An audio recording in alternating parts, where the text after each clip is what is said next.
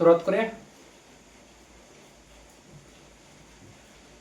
गुरुर्ब्रह्मा गुरुर्विष्णू गुरुर्देव महेश्वरा सद्गुरु साक्षात परब्रह्म तस्मै श्री सद्गुरुवे नमः. ब्रह्मानंदं परम सुखदं केवलं ज्ञानमूर्तिं द्वंद्वातीतं गगनसदृशं तत्त्वमस्यादिलक्षणम् एकं नित्यं विमलमञ्चलं सर्वधी साक्षीभूतं भावातीतं त्रिगुणरहितं सद्गुरुतं नमामि. हरिपाठ निरूपण. आजचा अभंग क्रमांक आहे 21. काळ वेळ नाम उच्चारिता नाही, दोन्ही पक्ष पाही उद्धरती. रामकृष्ण नाम सर्व दोषा हरण, जड जीवा तारण हरी एक. हरी नाम सार जीवा या नामाची, उपमा त्या दैवाची कोण वाणी. ज्ञानदेवा सांग झाला हरिपाठ, पूर्वजा वैकुंठ मार्ग सोपा. अखिल गुण्यदना करुणालय भक्त वत्सल अनंतपट्टी ब्रह्मांड नायक परब्रह्म पांडुरंग परमात्मा कव्याला सम्राट चक्रवर्ती श्री ज्ञानोबराय, श्रीमंत श्री जगदुग्र संत श्रेष्ठ श्री तुकोबराय, शांती ब्रह्म श्री एकनाथ महाराज आदी संतांना वंदन. समोर बसलेल्या श्रोते सज्जनांना माझा प्रणिपात. निरूपणाला प्रारंभ. काळ वेळ नाम उच्चारिता नाही, दोन्ही पक्ष पाही उद्धरती.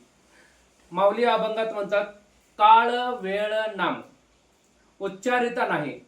मग आता नाम उच्चारण्यासाठी काय नाही आहे? काळ आणि वेळ नाही है ना. म्हणजे बघा, काळ वेळ नाम उच्चारिता नाही. नाही कशासाठी नाही आहे? काळ वेळ हे कशासाठी नाही आहे? नाम उच्चारण्यासाठी. मग आता नाम कधी घ्यावं? माऊलीनं अपेक्षित बघा, आपण जेवढे आतापर्यंत अभंग बघितलेत ना, त्यातले 80% अभंग असे आहेत की नामावरती माऊली भर देतात. प्रत्येक अभंगात नाम आहेच, नामाशिवाय तरणोपाय नाहीच असं माऊली सांगतात. हरि उच्चारणी है ना. म्हणजे प्रत्येक अभंगामध्ये एक नाम आहेच. अनंत जन्माचे तप एक नाम. आणि प्रत्येक अभंगात बघा, कुठेही घ्या तुम्ही, म्हणजे माऊलींना अपेक्षित आहे कलियुगामध्ये. म्हणून आपण मागं पण घेतलं होतं ना की कृतयुगात ध्यानाला महत्व होतं, त्रेतायुगात होम हवनला महत्व होतं, द्वापरयुगात पूजेला महत्व होतं, आणि आता कलियुगात नामाला महत्व आहे. म्हणून माऊली नामाला जास्त महत्व देतात. नाम संकीर्तन, नाम संकीर्तन म्हणजे किती किती किती नामाचं महिमा सांगतात ना. म्हणून आता सांगतात बघा की काळ वेळ नाही आहे. कशासाठी नाही आहे? नाम उच्चारायला अजिबात काळ वेळ लागत नाही आहे. म्हणून बघा, स्मरण देवाचे करावे आणि अखंड नाम जपत जावे. आणि सांगितलं पुढं की नामस्मरणे पावावे समाधान.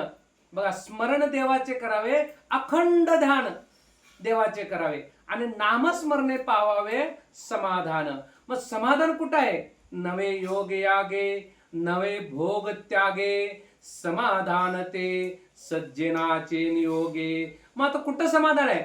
नाही भोग त्यागात समाधान नाही, नाही योग यागात समाधान नाही. मग समाधान कुठं आहे? जिथं सज्जन आहेत है ना, जिथं सज्जन, जन कसे आहेत? सज्जन आहेत है ना, सात्विक आहेत, त्यांच्या ठिकाणी समाधान आहे. म्हणून बघा की आता किती उत्तम भाग आहे बघा. काल जरा बघायचं झालं तर कालपर्यंत आळंदीमध्ये पूर ओसंडून वाहत होता ना, पूर ओसंडून वाहत होता. काल तरी असं आलं की बातमी आली की ढग फुटी सदृश असा पाऊस झाला. आणि आज किती तारीख आहे? 8 तारीख ना. 8 जुलै 2026 रोजी बघायला गेलं तर आज सकाळपासून असा काय पाऊस उतरला है ना, असा उतरला. मी दोघा तिघांना आनंदीत फोन केला दुपारी बातमी ऐकून वगैरे. त्यांनी म्हणत होते 3-4 दिवस पूर ओसरूच शकत नव्हता, पण आज तो पूर असा ओसरला, 2-3 तासात असा ओसरला ना की माऊलींचा मार्ग, म्हणजे माऊली स्वतःहूनच मार्ग रिकामा करून घेतले. किती सामर्थ्य आहे बघा. हा चमत्कार नाही, हा काय साक्षात्कार आहे. हा साक्षात्कार कसा आहे माहिती आहे काय? मला काल परवा असं वाटत होतं की माऊली 8-15 दिवस, महिनाभर पाऊस नाही जुलै महिन्यात, आणि ह्या महिन्यातच लगेच वारीलाच कसं काय पाऊस, आणि आता पालखी कशी निघणार? माऊली म्हणाले अरे तू नको चिंता करू है ना, चिंता वाहत विश्वाची आहे. मग बघा, चिंता त्यालाच आहे सगळी है ना. म्हणजे महाविष्णूचा अवतार सखा माझा ज्ञानेश्वर, तो प्रत्यक्ष उभा आहे, आणि आपण चिंता करायची नाही, आपण फक्त कार्य करत राहायचं. नेणारा तोच आहे, सगळं करणारा तोच आहे. मग आज बघितलं तर संध्याकाळी बघा वाट रिकामी झालेली आहे, आणि आज संध्याकाळी माऊली है ना प्रस्थान झाले आणि आजोळी आज राहणार आहेत, आजोळी मुक्काम करतात आज आणि पहाटे सकाळी प्रस्थानाला निघतात पंढरपूरच्या रवानाला. म्हणजे किती उत्तम बघा. असं त्यांनी सांगितले की 4 दिवस पूर ओसरू शकत नव्हता, पण तास 2 तासात 3 तासात असा काय पूर ओसरला. काय तिथं काय सामर्थ्य, काय तिथं चक्र काय केलं काय माहित नाही आपल्याला. म्हणजे करता करिता तो एक भगवंत आहे ना. मग आपण फक्त निमित्त मात्र आहोत, आपण काय करू शकत नाही, करता तोच आहे भगवंत. म्हणून बघा त्यासाठी आपल्याला काय पाहिजे, काळ नाही है ना. म्हणून काळ बघत बसायचं नाही. मग कसं आहे ते काळ का बघत बसायचं, नित्य नेम नामे. म्हणजे कसं आहे बघा, नित्य नेम नामे त्याच नाम घ्यायचं. खाता बसता जेवता धंदा करता नामस्मरणे विन राहोच नाही म्हणून सांगितले बघा. नित्य नेम प्रातः काळी, माध्यान काळी, संध्याकाळी, सकाळी, दुपारी, प्रत्येक वेळेला त्याचं नाम घ्यायचं आहे. म्हणून काळ वेळ नाही तिथं नाम घ्यायला. काळ वेळ नाम उच्चारिता नाही. मग आता बघा नाम कोणी घेतलं, भक्त प्रल्हादानं नाम घेतलं ना. त्यानं नाम घेतलं, तो अखंड नामात होता. काय काय केलं बघा, त्याला माहिती आहे आपल्याला सगळं. म्हणजे त्याला कडेलोट केले, डोंगरावरून टाकायला गेलं, पण नामस्मरणाने तरला तो. हत्तीच्या पायाखाली दिलं त्याला भक्त प्रल्हादाला, पण तिथंही तो वाचला, सुखरूप वाचला. काय शेवटी काय केलं, त्या उकळत्या तेलामध्ये त्याला टाकलं, पण तेही तेल काय करू शकलं नाही. बरेच बरेच उपाय त्याने केले. आणि सगळ्यात शेवटी ती होलिका होती ना, ती स्वतः काय म्हटली, अरे दादा मी, त्यांची बहीण ती हिरण्यकशिपूची, हिरण्याक्षची बहीण, ती म्हटली अरे मला अग्नीचं वरदान आहे, मला अग्नी जाळू शकत नाही, मी त्याला घेऊन बसते, अग्नी लावा. अग्नी लावला तर ती होलिका पेटून गेली. कारण का, तिला वरदान होतं की चांगल्या कार्यासाठी तुझा हे उपयोग होणार आहे, जर वाईट कार्यासाठी तू आलीस तर तुझा उपयोग होणार नाही. म्हणून ती जळाली, पण भक्त प्रल्हादाला काहीच इजा झाली नाही. कारण का, तो अखंड नारायण नारायण नारायण नारायण जपत होता. म्हणून सांगितलं काळ वेळ नाम उच्चारिता नाही, प्रत्येक काळी त्याचं नाम असावं. म्हणून कलियुगात नामाला जास्त माऊली महत्व देतात. आणि त्या नामामुळं पुढे म्हणतात दोन्ही पक्ष पायी उद्धरती. दोन्ही पक्ष. मग आता दोन्ही पक्ष कुठला आहे बघा. एक द्वैत भाग सांगायचं झालं तर संसार आणि परमार्थ, हा हे दोन्ही पक्ष आहेत. संसार आणि परमार्थात आपल्याला दोन्हीकडे उद्धार होण्याचं सामर्थ्य आहे इथं. आणि दुसरा जर भाग बघायचा झाला तर आध्यात्मिक भाग, अद्वैत भाग जर बघायचा झाला तर काय आहे, दोन्ही पक्ष म्हणजे काय, इहलोक आणि परलोकात आपला काय उद्धार होणार आहे. मग आता इहलोकात कसं उद्धार होणार आहे आणि परलोकात कसं उद्धार होणार आहे. मागे पण आपण एक 5 भाग बघितले ते बघा. आता पण बघू आणि शॉर्टकट मध्ये बघू. जसं नदी असते ना, एक भाग नदी आहे, त्या नदीमध्ये नाव आहे आणि त्या नावेत बघा 9 जण बसलेले आहेत आणि त्या नावाडीला चालवणारा कोण आहे, नावाडी आहे. आणि ती नाव 5वा भाग असा आहे, ती नाव ऐल तीराकडून पैल तीराकडे चाललेलं आहे. 5 भाग लक्षात आले. मग आता इकडे बघा अद्वैत. आता ह्याचा भाग काय, नदी आहे म्हणजे काय, नदी म्हणजे भवसागर आहे. हे संसाररूपी भवसागर आहे. या संसाररूपी भवसागरामध्ये ही नाव आहे आपली परमार्थ रूपी, ही काय नाव आहे, पंढरपूर एक नाव आहे. ह्या नावेत आपण बसलो है ना, नावेत आपण बसलोय. आणि त्यामध्ये काय 9 जण आहेत. म्हणजे काय, इथं नविदा भक्ती दिलेल्या आहेत तुम्हाला आम्हाला. या नविदा भक्तीमध्ये आपण राहिलो. श्रवण पहिली पायरी. आता आपण श्रवण करायला, श्रवणातून कीर्तन आपोआप होतं, श्रवणातून नामस्मरण आपोआप होतं, श्रवणातून पादसेवन आपोआप होतं, श्रवणातून अर्चन आपोआप होतं, श्रवणातून वंदन आपोआप होतं, श्रवणातून दास्य आपोआप होतं, श्रवणातून शक्य आपोआप होतं आणि श्रवणातून आत्मनिवेदन आपोआप होतं. म्हणून श्रवण केलेचे करावे, ऐकलेचे ऐकावे, पुन्हा पुन्हा ऐकावे, तेच ऐकावे. या नाव श्रवण. श्रवणाची व्याख्याच काय दिलेलं आहे की अखंड मला नाम जपता आलं पाहिजे, अखंड मला श्रवण करता आलं पाहिजे. मग त्यात राहिल्यानंतर बघा दोन्ही पक्ष. आता नविदा भक्ती दिलेली आहे, इथं 4था भाग काय, तिकडं नावाडी हाकत आहे, नावाडी. आणि इथं काय आपल्याला सद्गुरू आहेत आहे ना, सद्गुरू सुखानं धरून बसलेला आहे. बरोबर सुखानं तो इकडे वळवला तिकडे जाते, तिकडे वळवला इकडे जाते. आपण वल्लव किती पण वळवा, आपल्याला वाटतं इकडे जरा जावं, भजी खायला जरा जावं, लय झाला परमार्थ आता भाजला, आता जरा इकडे जावं, थंडी वाजायला, पाऊस पडालाय, कांदे भजी जरा खावे, माया म्हणते हो ही. आणि मायेच ऐकत बसायचं नाही है ना, आत्मारामाच ऐकायचं आपल्याला. म्हणून बरोबर तू सुखानो, बाप आपला बसलेला आहे. बाप म्हणजे कोण, वडील. वडील म्हणजे कोण, जो अवगुणातून बाहेर वडील, तो वडील आपला बसलेला मागे, तो बरोबर सुखानो घेतलेला आहे. श्रीपाद श्री वल्लभ स्वामी. आणि त्यानंतर अवतार आहे नरसिंह सरस्वती स्वामी. आणि त्यानंतर अवतार आहे काय, अक्कलकोटचे स्वामी समर्थ हे सुखाने घेऊन बसलेत आपल्या आतमध्ये आहे ना. श्री सद्गुरू आहेत म्हणून कार्याला श्री सद्गुरू आहेत, फक्त आपल्याला त्याच्यावरती विश्वास पाहिजे. चौथा भाग दाखवला. आणि ही लोकातून काय चाललेलं आहे म्हणजे ऐल तिराकडून पैल तिराकडे ती नाव चाललेलं आहे. आणि ही आपली परमार्थ रूपी नाव कुठं चाललेलं आहे, ई लोकातून परलोकात चाललेलं आहे. दोन्ही पक्ष पायी उद्धारते. ई लोक पण उद्धारणार आहे, इथला लोक पण उद्धारणार आहे आणि परलोकात पण आपला उद्धार होणार आहे. कशानं, एका नामाने. म्हणून माऊली इतकं सुंदर सांगतात बघा की एक नाम घे, बाकी काही नव्हे. हरी उच्चारिता पायी मोक्ष, म्हणजे मोक्ष तिथं दिलेलाच आहे. परलोकात तुला जागा आहे. फक्त आपल्याला काय म्हणता आलं पाहिजे, पांडुरंग रया है ना. न लगे मुक्ती धन संपदा, संत संग देई सदा. का संत संग देई सदा, तुका म्हणे गर्भवासी, सुखे घालावे आम्हाशी. सुखे म्हणजे काय, खुशाल. खुशाल तू मला जन्माला घाल देवा.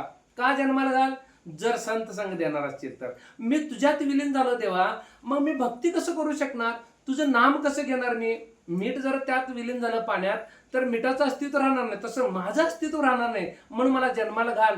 संत म्हणून काय ते, मला जन्माला जर घातलाच देवा तर मला वारकऱ्यांच्या घरी जन्माला घाल. मला परत कीर्तनकार बनव, परत मला नामस्मरण येऊ दे, परत मला संगीत उत्तमाची येऊ दे, लहानपणापासून सगळं मिळू दे. म्हणजे हे जर मागणं असेल ना, ही सद विवेक बुद्धी आहे, ही सदवासना आहे. आपली वासना पण आहे पण सदवासना आहे. या सदवासनेत राहिलो ना तर आपल्याला मोक्ष आहे. म्हणून ही लोक आणि परलोक आपल्याला उद्धार होणार आहे. म्हणून सांगितलं पुढं, रामकृष्ण नाम सर्व दोषा हरण. बघा किती सुंदर आहे बघा. रामकृष्ण सर्व दोषाला हरण आहे. म्हणून राम म्हणता आलं पाहिजे, कृष्ण म्हणता आलं पाहिजे. अर्जुन कृष्ण कृष्ण कृष्ण अखंड त्या नामस्मरणात होता ना, अखंड नामस्मरणात होता. नक शिकांत त्याचं नामस्मरण करायचं. तसं राम राम राम म्हणता आलं पाहिजे. बघा ज्या वेळेला सेतू बांधायच्या वेळेला सगळेजण राम नाव लिहत होतं ना, राम नाव लिहत होतं.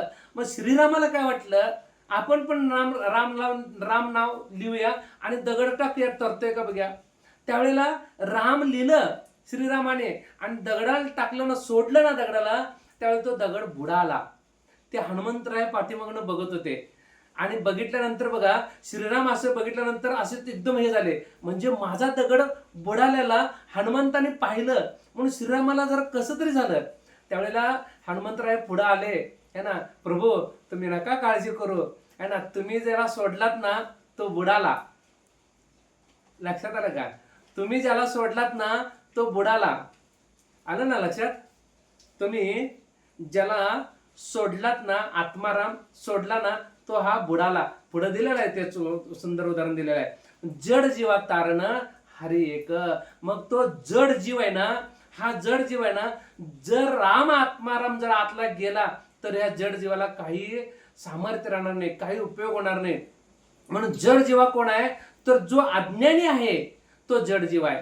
जड जीव म्हणजे काय, असं काय मेलेलं मड नव्हे.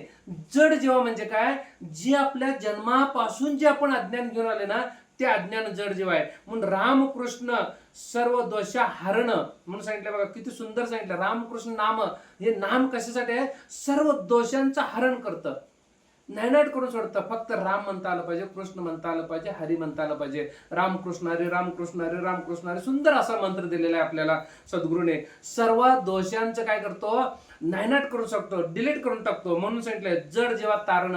जड जीवासाठी तारण काय आहे, फक्त एक हरी आहे.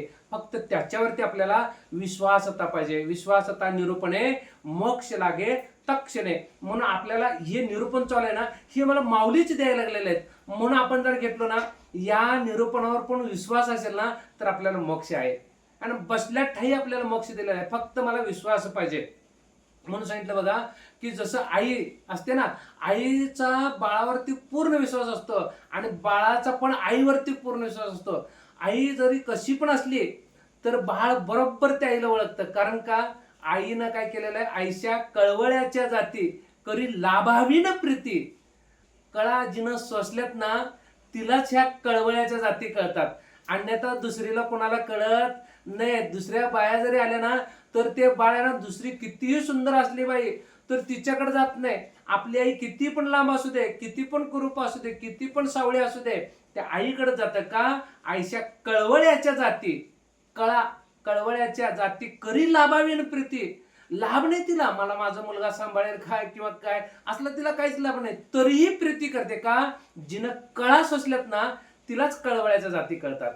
सुंदर बघा, नोटेड पॉइंट करून घ्या. म्हणून बघा, रामकृष्ण हरी सर्व दोषा, हे नाम आहे ना सर्व दोषाला हरण आहे. म्हणून जड जीवात तारण काय आहे? एक हरी नाम आहे. म्हणून हरी नामात आपल्याला राहता आलं पाहिजे, अखंड मला ते नाम जपता आलं पाहिजे. म्हणून हरी नाम सार जीवा या नामाची, परत हरीचं नाम आहे बघा, हरी नाम सार. म्हणून काय दिलेलं आहे आपण बघितलं, हरीचं नावच एक सार आहे, बाकी सर्व काय आसार आहे. काल पण आपण लय चिंतनचा भाग मग बघितला. लय चिंतन म्हणजे काय? वरून खाली यायचं आणि खालून परत वर जायचं. म्हणजे जसं आपण प्रवरांपासून मूळमाया गुणमाया असं अष्टधा प्रकृती मांडली ना, चारी खाणी चारी वाणी लक्ष सवराज जीवने, मग सगळ्यात शेवटी मनुष्य देह पहिला जाणार. जसं एखाद्या हॉलमध्ये येऊन बसतात ना, इथे येऊन बसतात आणि जो माग आहे ना तो पहिला जातो, मागं जो दरवाज्यात बसलाय तो पहिला जाणार, आणि जो पहिला येऊन बसलाय तो लास्टला उठून जाणार. बरोबर आहे ना? तसं जो शेवट आलाय, म्हणून आपला जन्म शेवट आहे, मनुष्य देह सगळ्यात शेवटी आहे, मनुष्य पहिला जाणार. ज्यावेळेला कल्पांत होणार ना, कल्पांत आताच होणार नाही, कल्पांत अजून बरेच वर्ष लागणार आहे. ज्या वेळेला ब्रह्मदेवाचा एक दिवस संपतो ना त्यावेळेला तो कल्पांत होणार आहे. आता 458 काय चालू आहे? युगे चालू आहेत, म्हणजे महायुग चालू आहे. असे 1000 महायुग, कृत त्रेता द्वापर कली असे एक महायुग आहे. असे 1000 महायुग संपल्यानंतर ब्रह्मदेवाचा एक दिवस संपतो आणि तेवढीच रात्र आहे, त्या वेळेला एक कल्पांत होतो. हा एक कल्पांत दाखवलं, 4 कल्पांतच दाखवलेत, सांगतो आता, हे भाग नाही तरी पण सांगतो. आपण ज्यावेळेला झोपतो त्यावेळेला एक कल्पांत, आपण ज्यावेळेला मरतो त्यावेळेला दुसरा कल्पांत, आणि ज्या वेळेला ब्रह्मदेव झोपतो त्यावेळेला तिसरा कल्पांत, आणि ब्रह्मदेवाचा शेवट असतो ना 100 वर्ष झाल्यानंतर त्यावेळेला तो 4th कल्पांत आहे, चतुर्थ कल्पांत सांगितलं त्याला. असे 4 प्रकारचे कल्पांत निरूपण आहे. दासबोधात सुंदर अशी मांडणी केलेली आहे, आपण बघणार आहोत. त्यावेळेला इतकं भारी कल्पांताचा भाग दिलेला आहे, सुंदर सुंदर काय काय आता दिलेलं आहे, आता काय घेत नाही मी ते. म्हणून सांगितलं काय? हरिनाम सार जिव्हा या नामाची, हरिनाम म्हणून जिव्हा या नामाची, कुठल्या? हरी या नामाची. म्हणून जिव्हानं सांगितले बघा, आहे ना, एकदा मुखानं म्हणतात, एकदा जिवेनं म्हणतात, एकदा कंठेनं म्हणतात, एकदा पोरेनं म्हणतात, म्हणजे नखशिखांत आपल्याला. आणि कधीही नामस्मरण पाहिजे, म्हणजे नामस्मरणाला सुख दुःख लागत नाही. सुख दुःख उद्वेग चिंता अथवा आनंद रूप असता नामस्मरणे विन सर्वता राहोच नाही. म्हणजे सुख आलं तरी पण आपल्याला नाव घेता आलं पाहिजे, दुःख आलं तरी आपण काय नाव घेतो, दुःख आलं तर आपण म्हणतो स्वामी स्वामी स्वामी स्वामी. मग सुखात पण आपल्याला स्वामी आठवलं पाहिजे ना, सुखात पण मला तो सद्गुरू आठवला पाहिजे ना. कसं आहे माहिती आहे का? आमच्या गावाला ज्यावेळेला आम्ही लहान होतो ना त्यावेळेस सायकलनं जायचो, आणि जायच्या वेळेला असं एक ओढा होता, ओढ्यातनं असं पाणी वगैरे थोडंसं व्हायचं, आणि 3 सांज झाली ना, संध्याकाळचं 8-9 वाजले ना, तर सायकलनं जायचो ना. आम्ही कॉलेजला होतो त्यावेळेला, एक 7-8 किलोमीटर लांब होतो आमच्या गावातनं शहर. तर गावाला जाताना काय झुंजू मुंजू असायचं, किर्र काटा असायचं बारीक, त्यावेळेला लाईटा वगैरे कमीच असायच्या. आणि सायकलनं जायचो ना, ज्या वेळेला असं ओढा यायचं ना त्यावेळेला राम राम राम राम राम राम राम राम राम राम भीती वाटायची असे, आणि अखंड राम राम राम राम राम म्हणायचं. आणि ओढा ओढून वर गेलं, लाईटा दिसायला आमच्या गावातल्या, तर दिल तो पागल है लगेच गाणं यायचं. मग राम राम कधी गेलं कळत नाही. म्हणजे दुःखात तेवढं त्याचं मला नाव वाटत, आणि सुख आलं ना लगेच चालला कुठं. म्हणजे मला तो दुःखातही दिसला पाहिजे आणि तो सुखातही दिसला पाहिजे. म्हणून सांगितलं बघा, सुख दुःख उद्वेग चिंता. सुख आहे नाव घे, उद्वेग आहे चिंता आहे त्याचं नाव घे, आणि अथवा आनंद रूप असता, आनंद असला तर पण त्याचं नाव घे. आपण बघा दुःखात आलो, काहीतरी संकट आलं, मला देवा वाचव, आणि एखाद्या लग्नात गेलो, नाचायला गेलो, तिथं देव आठवतच नाही दिवसभर आपल्याला. मग संध्याकाळी म्हणतो, अरे देव आज दिवसभर आठवलं नाही. अरे तू सुखात होतास, आणि सुखात पण काय कुंतीनं मागितलं ना, श्रीकृष्णाकडे कुंतीनं काय मागितलं? मला दुःख दे रे. आणि का दुःख मागितलं? दुःखातच तुझंच मला स्मरण होणार आहे म्हटले. आहे ना, कुंतीनं जाणली होती म्हणून काय मागितलं कुंतीनं? दुःख मागितलं. दुःख कशासाठी? दुःखातच त्याचं स्मरण होतं. म्हणून जेवढं आपल्याला दुःख येतं ना तेवढं आपलं नामस्मरण जास्त होतंय. एवढं लक्षात ठेवा. 2-3 दिवस आपल्याला दुःख होतं, ठीक आहे, त्यात नामस्मरण होतं. म्हणून एक वाक्य लिहून घ्यायचं, हेही दिवस जातील. हे लिहूनच ठेवायचं वाक्य सगळ्यांनी, हेही दिवस जातील, एवढं वाक्य लिहून ठेवायचं. ते सुखात म्हणायचं काय? ते सुखात जरी म्हटलं हेही दिवस जातील, आपण सावधान राहणार, अरे सुखाचे दिवस आहेत, हेही दिवस जाणार आहेत. आणि ज्यावेळेस दुःखात असतं ना त्यावेळेस तेच वाक्य लिहून ठेवायचं. कारण का? आपण लिहिलं ना भिंतीवरती दुःखाचे दिवस हेही दिवस जातील म्हटलं ना, तेही जाणार आहेत.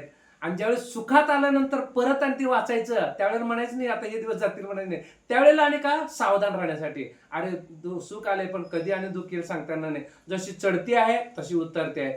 जेवढी चढती लागणार आहे तेवढी उतरती जोरात होणार आहे, है ना. मग घाबरायचं नाही, चढती लागलं चढती लागलं चढती लागलं, आणि चढतीच नसेल तर उतरती पण नाही येणार आहे.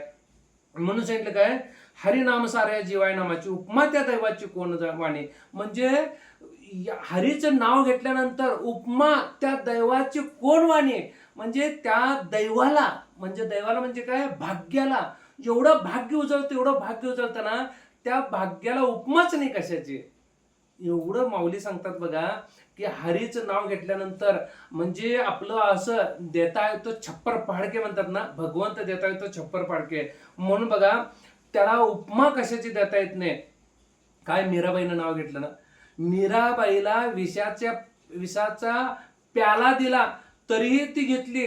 त्या नामातच होती ती, अमृत झालं ते विष. कशानं, एका नामस्मरणानं.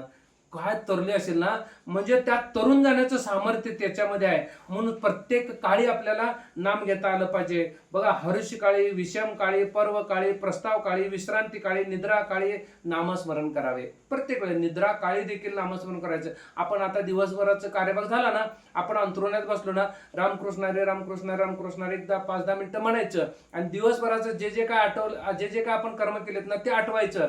हा देवा, मी हे चांगलं चांगलं कर्म केलेलं आहे, हे तुला अर्पण. देवा, हे माझ्याकडनं वाईट कर्म घडलेलं आहे, हिचा मत्सर झाला, तिचा मत्सर झाला, त्याचा मत्सर झाला, या देहाकडून त्याचा मत्सर झाला, तो असंच आहे तसंच आहे, त्याच्याबद्दल मी वाईट बोललो, यांच्याबद्दल वाईट बोललो, अमकं केलं तमकं केलं, यांच्याकडे वाईट नजरेने बघितलं, त्यांच्याकडे वाईट नजरेने बघितलं. हे सगळं आठवायचं. आणि जे काय उत्तमाचं आहे ना, देवा तुझ्या चरणी समर्पित. आणि जे काय अधमाचं आहे, जे काय वाईट होतं ना, तेही तुझ्या चरणी समर्पित, परत ते होऊ नये एवढं आपण निवेदन ठेवायचं. आणि नामस्मरण करत करत करत झोपी जायचं. बघा, 100% ते नामस्मरण येणार रात्री. म्हणजे त्याला त्या कमांड देतो आपण, त्या जे मेंदू आहे ना, त्या मेंदूला असं आपण कमांड देतो. आणि झोपी गेल्यानंतर तो जो सूक्ष्म देह आहे ना, तो सूक्ष्म देह कार्याला लागतो तिथं. आणि तो सूक्ष्म देह कार्याला लागल्यानंतर त्याला कमांड काय दिलेला आहे, नामस्मरणाची कमांड दिलेली आहे. आणि तो बरोबर आपोआप नामस्मरण करत करत राहतो. एखादी ओवीच म्हणायला लागतो आपण रात्री झोपेत झोपेत उठल्यानंतर. म्हणजे कशाच सामर्थ्य आहे, एका नामाचं सामर्थ्य आहे. प्रत्येक काळी, निद्रा काळी सुद्धा नामस्मरण असावे. म्हणून बघा, कोडे साकडे संकट नाना संसार खटपट, अवस्था लागतात चटपट, नामस्मरणे विन राहू नये. प्रत्येक काळी नामस्मरण असावे. म्हणून नाम संकटे नास्ती, नामे विघ्न हरती. नामाने संकट नसतात, नामानं विघ्न पण जातात. म्हणून एक नाम घेता आलं पाहिजे. म्हणून त्याचं नाम घेतल्यानंतर बघा, नामे विघ्ने निवारती आणि नामस्मरणे पाहिजे ती उत्तम पदे. म्हणजे उत्तम पद मिळवण्यासाठी काय पाहिजे, नामस्मरण पाहिजे. इतकं नामस्मरणाचा फायदा दाखवलेला आहे. म्हणून नाम प्रत्येक वेळेला मला घेता आलं पाहिजे. मग त्या नामात राहायला पाहिजे. म्हणून सांगितलं बघा, वाल्या कोळ्यानं काय केलं, उपराट्या नामासाठी, त्याला सरळ पण नाव येत नव्हतं, उपराट्या नावासाठी वाल्मिक तरला उठावटी, भविष्य बदला शतकोटी, चरित्र रघुनाथाचे. म्हणून ते उलट नाव घेतलं होतं त्यानं. म्हणून हरिनामे प्रल्हाद पण तरला है ना. हरिनामे अखंड तो काय करायचा, नारायण नारायण नारायण म्हणायचा. मग त्या नारायणातून तो तरला. नारायणातून तो तरल्यानंतर बघा, तुकोबरायांच्या मुखात पण अखंड नामस्मरण असायचं ना, कधीही बघा नामस्मरण असायचे. एकदा काय झालं, एक जण आला होता, पांडित्य होता तो, आणि भरपूर भरपूर काय काय काय काय सांगत होता. आणि तुकोबरायानं म्हणाला, तुम्हाला ह्याच्यात ना, ह्या ओवीवरती मी एक प्रवचन करतो, ह्याच्यावरती, ह्या अभंगावरती मी असं तुम्हाला निरूपण देतो, ह्याच्यावरती आपण असं चिंतन करतो. महाराज काय म्हणाले, ठीक आहे ठीक आहे, तुम्ही चिंतन करा, मी ऐकतो. पण मला एक ऐकायची सवय आहे. मला ना असं वाकळ घेऊन मला ऐकायची सवय आहे. वाकळ माहिती आहे ना, वाकळाला काय म्हणतात तुमच्याकडे, गोधडी. गोधडी घेऊन मला, अंगावर गोधडी घेऊन ऐकायची सवय. मग ते म्हटले, ठीक आहे, तुम्ही गोधडी घेऊन झोपा. मग गोधडी घेऊन ऐकायची सवय असेल तर. मग महाराज अशी गोधडी घेतले आणि तो आपला कथा चालू केला तिकडे. आणि महाराज इकडे आतमध्ये काय चालू आहे, काही नाही, त्याचं काय कानात भट घातल्यात आणि काय, विठ्ठल विठ्ठल विठ्ठल विठ्ठल विठ्ठल विठ्ठल विठ्ठल विठ्ठल, अखंड विठ्ठल विठ्ठल है ना. त्यांची वाणी थांबतच नव्हती. सांगतात ना, एक एकदा 2 नंबरला बसले तरी पण विठ्ठल विठ्ठल काय नाम देत नव्हतं. अरे काय माणसं म्हणायचे ना, काय आहे ना. आता काय मी महाराजांचं नाव घेतलं म्हणजे असं म्हणायचे महाराजांना, काय येड आहे. म्हणजे होय, आम्हाला येडच लागले म्हणायचे. कशासाठी, नामाचं येड लागलेलं आहे ना. म्हणून नामाचं येड लागलं पाहिजे. बाकी कशाचं येड लागू नये हो. नाहीतर येडे असतात एक एक जण. एक येडं होतं आणि हॉस्पिटल गेले, येड्यांच्या हॉस्पिटलमध्ये एक जण गेला. आणि शहाणं होतं ना, ते एका हॉस्पिटलमध्ये गेले येड्यांच्या. कशासाठी? येड्याला शहाणं करायला. तो काय म्हटलं माहिती का, शहाणा जरा शिकलेला होता, पीएचडी केलेला होता, आणि त्याला पीएचडी केल्यानंतर येड्यानं शहाणं कसं करायचं त्याला कळलं होतं पीएचडीच्या अभ्यासातून. आणि तो दवाखान्यात गेला आणि म्हणाला डॉक्टरांना, मला एक येडं द्या, मी दिवसभरात शहाणं करून आणतो दाखवतो बघा. डॉक्टर म्हटले, अहो आमची पिकली नाही, पिकल्यात उगाच पिकली नाहीत, ही शहाणी होत नाहीत, नको. नाही नाही नाही, मला एक तर द्याच, दिवसभरात आणतो बघा म्हणा. डॉक्टरांनी सही वगैरे करून दिली, त्याला नाव वगैरे घेतलं, सगळं प्रोसिजर काय असेल ते दिलं आणि घेऊन गेलं शहाणं त्या येड्याला. गेला आणि कुठून गेला, कोल्हापूरला गेला, पन्हाळ्याला गेला, ज्योतिबाला गेला, अंबाबाईला गेला, असं सगळं फिरून फिरून फिरून मिरजेच्या आणि परत हॉस्पिटलमध्ये आणून ठेवला. आणि जे येडं होतं ना तिथं बसले आणि शहाणा आहे ना तिथं रिसेप्शन मध्ये बसले दोघं जण. डॉक्टर आले आणि डॉक्टरला कळलं ना यातलं शहाणं कुठलं आणि येडं कुठलं. का? जी येडं होतं ना ते असं असं असं असं असं करत होतं आणि शहाणं होतं ना ते असं असं करत होतं. म्हणजे शहाण्यानं येड्याला शहाणं करायला घेऊन गेलं, पण येड्यानं शहाण्याला येडं करून सोडलं. कळलं ना? म्हणजे आपण कुणाला शहाणं पण करायला जायचं नाही. आणि म्हणजे सांगायचा भाग काय माहितीये काय, येड कशाच लागलं पाहिजे, आपल्याला येड लागलं पाहिजे कसं माहितीये काय. आता इथं कसं आहे माहिती का, हे जर कीर्तन असताना आणि सगळे मॉप असताना तर एवढा हाशा फिटला असता इथं, आणि मला अजून उत्स्फूर्त असं प्रतिसाद मिळाला असताना तर अजून मला तुमचे चेहरे वगैरे सगळ्यांचे बघून मला हे झालं असतं. आता फक्त लाईकच आहे, फक्त काय आंधळ दळते आणि कुत्रं पीठ खाते असातला प्रकार चालू आहे. तर सांगायचं काय भाग, तर हा, तर सांगायचं बघा, हरिनामसार जीवाया नामाची उपमा त्या दैवाची कोण वाणी. म्हणजे उपमा त्या दैवाची कोण वाणी, म्हणजे दैव इतकं सामर्थ्य नाही कशासाठी, एका नामाने. म्हणून नामानं काय काय प्राप्त होतं बघा. नामाने संकट जातं, नामाने दोष जातात, नामाने पाप पण निघून जातात. पाप तर असं माऊली मागे सांगितलं ना, की जशी ती गंज असते ना, गंज ती एकदा काढी लागल्यानंतर चार करून जळून जाते ना, तसं एका नामाने पाप पण जळून जातात. फक्त आपला विश्वास पाहिजे, परत तिथनं पाप करायचं करता कामा नये. डोळ्यानं आणि पाप होतो, प्रत्येक क्षणाला डोळ्यानं जास्त पाप होतं. म्हणून आपण का डोळ्यांना, म्हणून पंच ज्ञानेंद्रिय आणि पंच कर्मेंद्रिय यांना आपल्याला ताब्यात ठेवता आलं पाहिजे.